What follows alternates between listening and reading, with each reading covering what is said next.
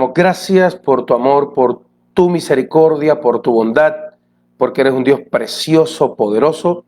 Bendícenos con tu palabra, abre nuestro entendimiento. En el nombre poderoso de Jesús, te damos gracias, Señor. Amén y amén. La escondida revelación de la vaca roja y el Mesías, ese misterio revelado.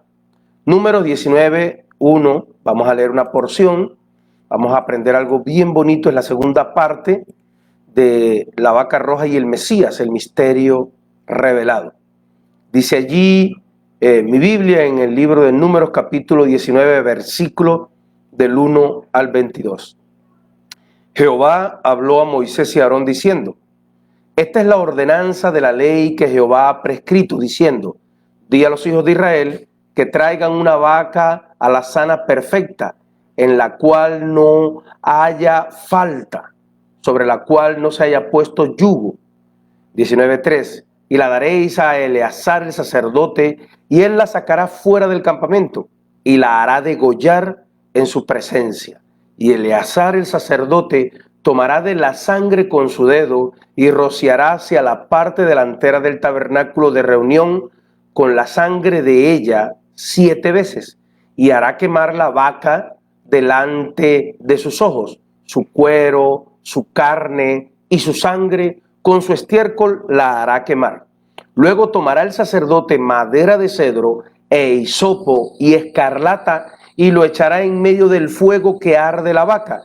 Y el sacerdote lavará sus vestidos, lavará también su cuerpo con agua, y después entrará en el campamento, y será inmundo el sacerdote hasta la noche. Asimismo, el que la quemó lavará sus vestidos en agua, y también lavará en agua su cuerpo, y será inmundo hasta la noche. Y un hombre limpio recogerá las cenizas de la vaca y la pondrá fuera del campamento en lugar limpio, y la guardará, y la congregación de los hijos de Israel para el agua de la purificación es una expiación. La vaca alazana perfecta, en la cual no haya falta alguna. En otra traducción, en la Santa Biblia, Dios habla hoy de 1996, dice: una vaca de pelo rojizo que no tenga ningún defecto. Y en la Biblia, Pueblo de Dios, dice una vaca roja, sin defecto ni imperfección. Bueno, como dijimos en la primera parte, las cenizas de la vaca roja se utilizaban para purificar a una persona de haber estado en contacto con un muerto, y se guardaba un poco de esta ceniza para mezclarla con la de la siguiente vaca que fuera a ser sacrificada a futuro. Al terminarse las de la primera vaca, hoy, según algunos, están guardadas las cenizas de la primera hasta la 9ª vaca, y contienen las cenizas de todas las anteriores para ser mezclada con las cenizas de la vaca roja del Mesías. Ya aprendimos en la primera parte que los rabinos y los sabios veían el estatuto de la vaca roja como un mandamiento jucat de obligatorio cumplimiento, aunque no lo entendiéramos. Era de obligatorio cumplimiento, a pesar de que no lo entendieran. Bueno, ¿de dónde viene esta ley? ¿De dónde viene esta ley? Dijimos en la primera parte. Bueno, primero, Levítico 21. Un sacerdote no se podía impurificar con un muerto. Desde allá viene esta ley. Levítico 21:1 dice: Jehová dijo a Moisés: habla a los sacerdotes, hijos de Aarón, y dile que no se contaminen por un muerto en sus pueblos. Y luego de que Dios da esta ley para los sacerdotes, la extiende para todo el pueblo. Y lo dice en Números 5:1. Jehová habló a Moisés diciendo, 5:2, manda a los hijos de Israel que echen del campamento a todo leproso, y a todos los que padecen flujo de semen, y a todos los contaminados con un muerto. Bueno, esto lo estudiamos hace tiempo atrás, aquí en esta misma, tenemos en la biografía publicada. Bueno, así pasó de ser una ley exclusiva para los sacerdotes, que fue planteada en Levítico 21:1 por el Señor a Moisés, para que se lo dijera al pueblo, y pasó a ser una ley para todo el pueblo, la cual se hizo pública en Números 5:1. ¿Qué significa entonces no contaminarse con un muerto? Bueno, la palabra que se usa por contaminado o no se contaminen en hebreo es la palabra tamé, que significa contaminarse, implica estar inmundo, inmunda, amancillado, amancillada, que contaminó sus labios, incluso tiene que ver con la palabra menstruó o con suciedad. Es una raíz primitiva de fallar. La raíz primitiva viene de la palabra fallar. En otras palabras, pues en buen colombiano, la embarró. Primero, en el caso del sacerdote, el nivel de santidad para una vida apartada para el servicio era muy elevado. Y estudiamos que no impurificarse con un muerto en nivel profundo, es decir, no volverse inmundo, contaminado o moralmente o ceremonialmente con un muerto. Bueno, esta es mi explicación y la dimos aquí hace un tiempo en la enseñanza de una de las porciones pasadas, y dije que mi opinión personal, aunque ellos no le tienen una explicación específica, para mí es no impurificarse con un muerto en un nivel profundo, tiene que ver con no volverse inmundo o contaminado moral o ceremonialmente con un muerto, pero espiritual. Para ellos en el plano físico, un muerto físico, yo entiendo que para nosotros sería, estamos diría yo, la dispensación de las sombras explicadas, de vivir las sombras, los simbolismos en la práctica, sería no contaminarse con un muerto espiritual. Podría significar para nosotros no contaminarse con un alma dormida, con un alma muerta, que está en estado total de desconexión con el Todopoderoso. Digamos, una amistad profunda con un muerto espiritual, con un incrédulo, donde se comparten tiempos, ideas. No es que usted llegó y saludó a un incrédulo, un impío, o le predicó un ratico o conversó y está pues contaminado ceremonial o espiritualmente o moralmente, no. Sino estamos hablando de una amistad profunda, donde se comparte tiempos, ideas, sueños, anhelos.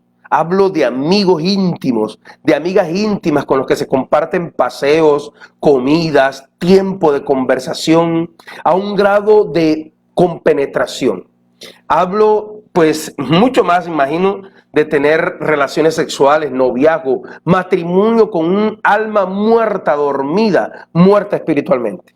Y para ellos era ni un gentil que no estaba convertido al judaísmo o muerto espiritualmente, o un judío, un gentil que había muerto o un judío que había muerto. Es decir, para nosotros alguien que se apartó del conocimiento y llegó a la desconexión total con el todopoderoso Dios. Desde el punto natural de las cosas, como dijimos, bueno, un muerto comienza, digamos, desde el punto de vista natural de las cosas, inmediatamente a la descomposición física, bacterias, gusanos. Creo yo también que en el sentido espiritual, una persona cuando se aparta, deja de creer, desde el punto de vista del alma, empieza la descomposición, a corromperse. Por eso dice la Biblia que el pecado corrompe el alma. Lo dice literalmente la palabra, que corrompe el alma. Si una persona se aparta del conocimiento y del amor al Creador, es un muerto espiritual, lo muere y se empieza a corromper, comienza a corromperse espiritualmente. Digámoslo, bacterias espirituales. No podía contaminarse el sacerdote, ¿por qué? Porque ofrecía el pan de Dios, lo dice el versículo, puede estudiar esa porción allá en Levítico. Ofrecía el pan de Dios. Y entonces por eso no se podía contaminar con un muerto. Y entonces, ¿cómo entrar al lugar santísimo, al lugar santo, luego de compartir con un muerto? Nosotros, ¿cómo compartir el pan como sacerdotes o como pueblo? Porque esto se hizo extensivo al pueblo. ¿Cómo compartir el pan, la palabra de Dios? Porque no solo de pan vivirá el hombre, sino de toda palabra que sale de la boca de Dios. Y sabemos que el pan tipifica la palabra. ¿Cómo compartir la palabra desde el altar o desde en la calle si hemos compartido y estamos contaminados con un muerto espiritual? Se lo pongo de esta manera. Imagínense que yo venga a predicar aquí hoy, sea por transmisión, en vivo, en directo, o en una iglesia, en un púlpito, y que yo venga a predicar hoy y toda la mañana o el día de ayer me haya pasado 2 o 3 horas con amigos mundanos, echando chistes verdes, en Cuba dicen rojos, o tomando cerveza o conversando de cómo es la vida, haciendo filosofías de la vida. ¿Cómo puedo ofrecer después el pan con pureza? ¿Cómo entrar al lugar santo, al lugar santísimo, luego de compartir con un muerto espiritual y haber compenetración con él? Y luego, esto se hizo extensivo para el pueblo, como dijimos en la ley. Bueno, eso había sido cuando el pueblo salió al desierto, las leyes que le dio Dios. Pero 40 años después es cuando pasa este pasaje, cuando Dios se provee de un medio de purificación para que los que han estado en contacto con un muerto no tengan que ser expulsados del campamento. Dios había dado esta ley antes de divagar 40 años por el desierto, y la gente tenía que salir del campamento cuando estaba impurificado por un muerto. Pero ahora Dios extiende su misericordia y da un método para que la gente que se haya contaminado con un muerto no tenga que ser expulsado del campamento de Dios. Y como dijimos, Jucá es este tipo de mandamiento que Dios da para purificar a la gente que ha sido impurificada por un muerto, que ha sido contaminada por un muerto, para que no tenga que salir del campamento. Significa decreto, y aunque parece que no tiene lógica y que su motivo no fue revelado, se dice que en su sentido profundo la vaca roja solo se le mostró a Moisés. ¿Y por qué es un mandamiento Jucá? Pues no lo dije en la primera parte, porque al darle la orden Jehová a Moisés, le dijo: este es el mandamiento, esta es la ley, que se traduce desde el hebreo Jucá. Bueno, oiga esto, mi opinión, esto no lo he leído en ningún lugar, así que pues acepto recomendaciones. Dijimos en la primera parte que para los sabios y rabinos no encuentran explicación lógica, pero pues aparte de lo que dijimos, esta es mi opinión. La vaca roja era para expiar los pecados en aquel momento, que a futuro, para nosotros hoy ya vienen desde hace 2000 años, que a futuro serían mejor descritos, los pecados que serían mejor descritos a través de Esaú. Esaú. Números 19:2. Dice allí: esta es la ordenanza de la ley que Jehová ha prescrito, diciendo: di a los hijos de Israel que traigan una vaca alazana, perfecta, en la cual no haya falta, sobre la cual no se haya puesto yugo. Y dijimos en otras traducciones y del hebreo es la palabra rojo, rojizo, una vaca roja, rojiza, de piel rojiza, de pelos rojizos. Bueno, la palabra alazana es traducida mayormente como pelo rojo o rojizo, y es exactamente la misma palabra y raíz de la palabra Esaú y Edom. Alazana, la palabra Adom, que significa rosado, alazán y rojo. Por eso había que quemarla completamente con carne, cuero, estiércol y todo, porque Esaú cambió la primogenitura, que era también un privilegio espiritual. Por decir, un guisado rojo lo cambió por algo espiritual, es decir, cambió lo carnal, lo perecedero, lo prefirió que lo espiritual. Aunque lo perecedero, lo carnal, lo que tenemos a nuestra vista, puede ser llamativo, es imperecedero. Por eso Esaú es el padre del materialismo mundano. Con mucha razón es la opinión de los judíos. Porque es el padre del materialismo mundano. ¿Por qué? Porque él es el que se tiende rápidamente a decidir por lo que atrae la vista, por lo que llama la vista, por lo que convence a la vista. Esaú cambió la primogenitura. Como dije, que eso era algo elevado, espiritual, un privilegio. no solo físico, sino también espiritual. Vamos a hablar ahorita de las herencias y demás, pero en el plano espiritual era muy elevado y cambió eso, la primogenitura, por un plato de guisado de frijoles que es rojo. Un muerto espiritual cambia lo eterno, lo que no es, lo que no es terrenal, cambia lo eterno por lo que no lo es. Y cambia lo que está ante sus ojos, lo que atrae mucho por aquello que, aunque no se ve, es eterno y es imperecedero. La vaca era roja y Esaú era rojizo. No solo su nombre habla de él, sino también la palabra dice que cuando nació era rojizo. Génesis capítulo 25, versículo 25. Dice la palabra: y salió el primero, hablando del parto de Jacob y Esaú. Salió el primero rubio y era todo velludo como una pelliza, y llamaron su nombre Esaú. Oiga cómo dice la Biblia de las Américas: y salió el primero rojizo, todo velludo como una pelliza, y lo llamaron Esaú. La Biblia de Dios habla hoy, latinoamericana, 1996. El primero que nació era pelirrojo, todo cubierto de vello, y lo llamaron Esaú. Rojizo, admoni en hebreo, rojizo de cabello o la piel. Rubio, rojizo, pelirrojo.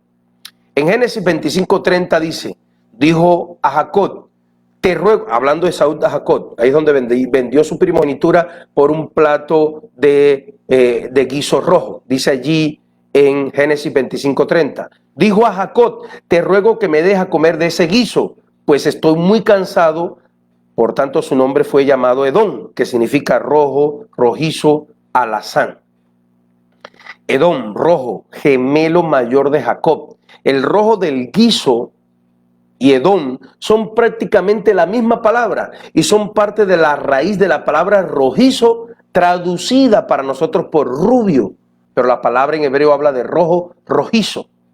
Y en Génesis 25:32 dice: entonces dijo Esaú, he aquí yo me voy a morir, pues ¿para qué me servirá la primogenitura? Le preocupaban solo las cosas terrenales, en extremo contrario a Jacob, que era espiritual, que no hizo las cosas correctas, pero anhelaba lo espiritual más que lo material.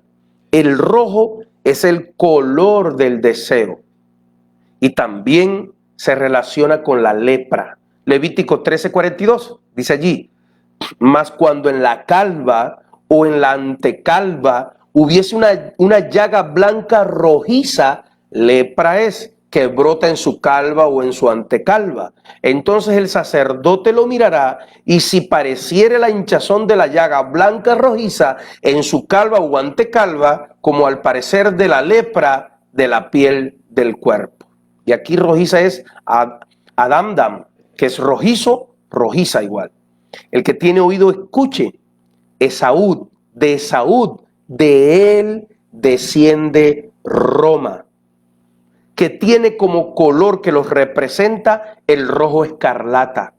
En sus mantos y en muchos de sus vestimentas y capas y ornamentos, el color rojo también se relaciona con el pecado en general. Isaías 1:18.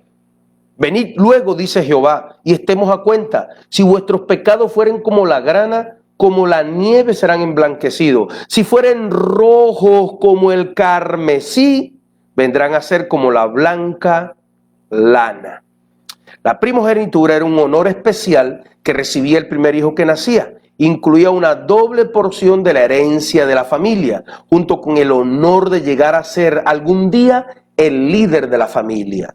El hijo mayor podía vender su primogenitura o regalarla si quería a un hermano, pero perdía su posición de líder de la familia al vender su primogenitura. Al vender la primogenitura, Esaú demostró desprecio hacia las bendiciones espirituales que recibiría si mantenía su primogenitura. En efecto, Esaú menospreció su primogenitura y menospreció lo espiritual y lo eterno. Jacob se conduce obviamente de forma ruda, tosca, equivocada, pero lo más importante es la ambición, ¿sí?, de Esaú por lo presente, por lo tangible, sin importarle el costo. Es decir, vender lo eterno por tener lo que es instantáneo. El Nuevo Testamento lo llama en Hebreo 12:16 profano. Dice Esaú, el profano que vendió su primogenitura.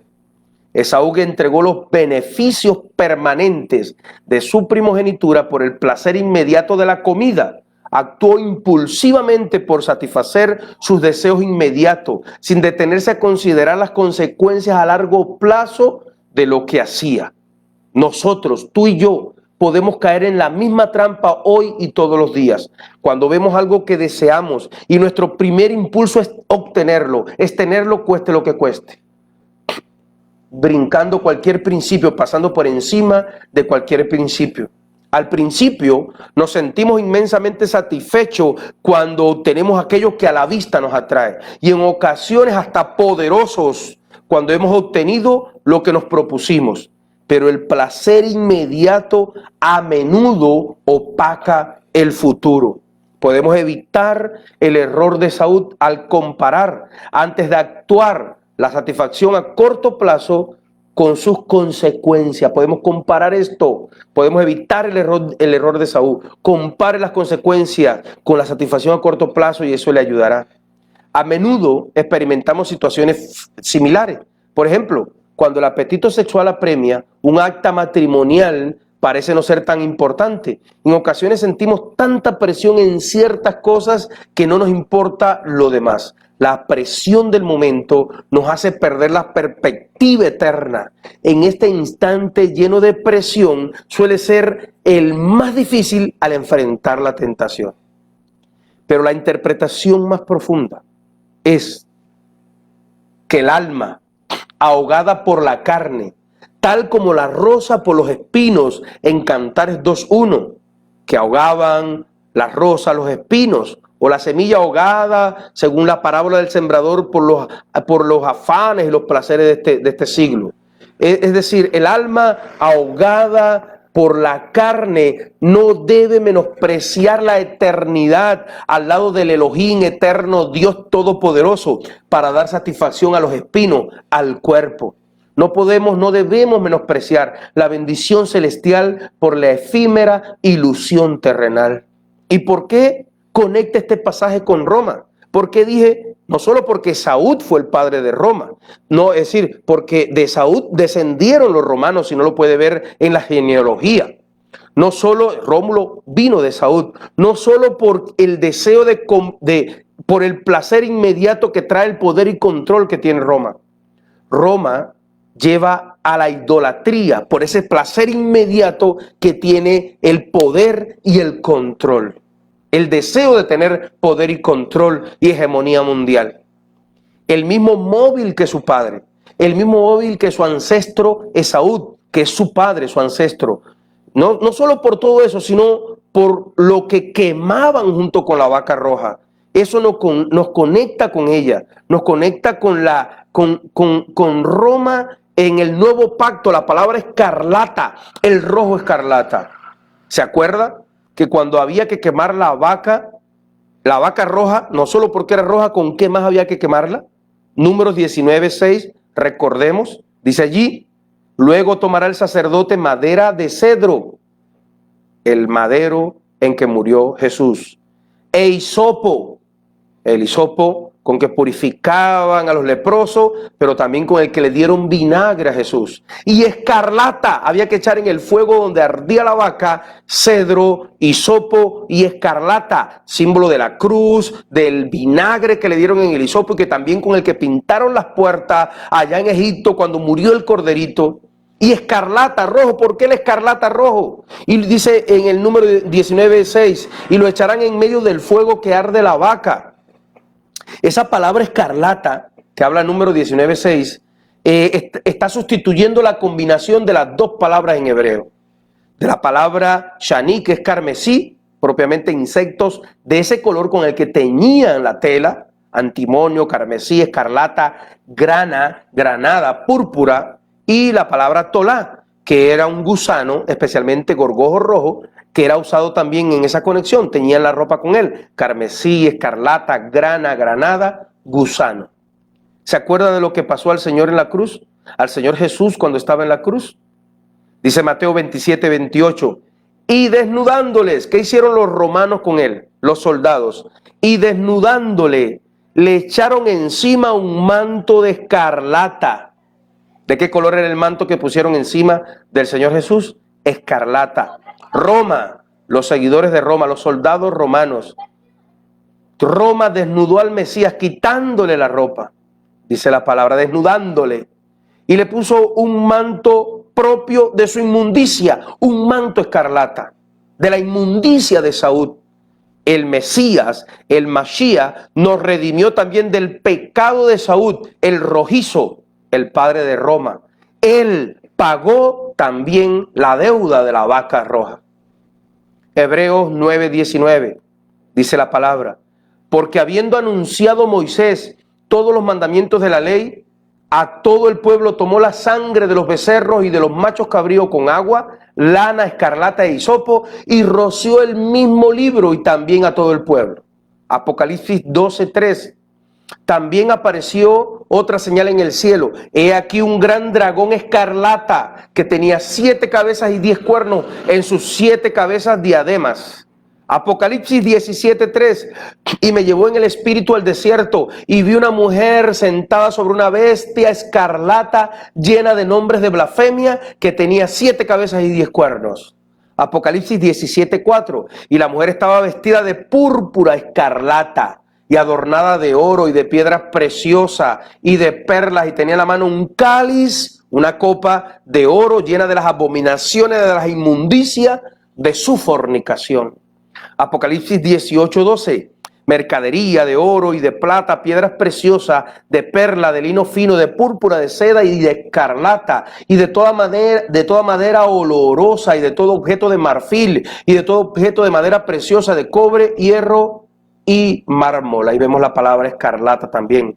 Aquí en el 18 hay toda una gran y horrible, terrible profecía de juicio contra esa ciudad. Habla de la ciudad de la gran ramera y habla del juicio, y la palabra escarlata acompaña todo el tiempo el símbolo de esta ciudad. Apocalipsis 18:16. Y diciendo, ay de la gran ciudad, ay de la gran ciudad que está vestida de lino fino, de púrpura y de escarlata, y estaba adornada de oro y de piedras preciosas y de perla. Busque a nivel mundial cuál es la iglesia más amplia en el mundo, que sus colores preferidos y simbólicos son el rojo escarlata y el púrpura. Y está llena de oros y de perlas. Escarlata es un color intermedio entre el bermellón y el carmín. A un nivel más específico es una coloración roja viva, es decir, bastante saturada, que corresponde al color producido por el antiguo colorante textil. Bueno, hablan de la escarlata de Holanda. También se llama escarlata al color carmesí. Isaías 1:18 dice, venid luego, dice Jehová, y estemos a cuenta. Si vuestros pecados fueren como la grana, como la nieve serán emblanquecidos. Y si fueren rojos como el carmesí, vendrán a ser como la blanca lana. Son las mismas palabras usadas en el 19:6, en Números 19:6, donde habla la ley de la vaca roja. La misma palabra en hebreo. Cuando nosotros nos contaminamos con un muerto, nos juntamos, compartimos con alguien muerto espiritualmente como Esaú, una persona desconectada con Dios, así sea de la religión tradicional, peor si tiene a Roma en su corazón, como Roma, que pone las cosas que le atraen a la vista como prioridad y menosprecian las cosas eternas e imperecederas. Salimos de ahí con una visión de lo imperecedero contaminado. Salimos pensando mezcladamente con cosas terrenales, la riqueza, la belleza, el poder, los placeres, la fama. Debemos acordarnos del rito de la purificación de la vaca roja con el gusano rojo. Pero ahora, a falta de una vaca, debemos recordar que el Mesías, el Mashiach, el Cristo, llevó el manto carmesí de la maldición de la gran ramera antes de morir. Y fue en su sacrificio también nuestra vaca roja sacrificada. Pensando en esto, podemos volver nuestra vista a las cosas, podemos volver nuestra vista desde las cosas perecederas a las cuales nos influyó un muerto espiritual con el cual tuvimos contacto, relaciones, intimidad, amistad, sexo y nos impurificamos, tocamos, nos impurificamos hacia las cosas imperecederas, a las que nos quiere regalar el eterno y todopoderoso Dios por medio del sacrificio del Mashiach, del Cristo de la gloria. La gran ramera, por amor a las riquezas, los impíos, el muerto espiritual, por amor a las riquezas y a las cosas terrenales, se prostituyen en la idolatría y se alejan de Dios tal como los del becerro de oro. Pero nosotros, tú y yo, debemos y vivimos para el Rey de Reyes y Señor de Señores para la eternidad. Recuerde que esto solo es para los que les gusta la palabra de Dios, para los que se apasionan por la verdad. Dios me lo bendiga.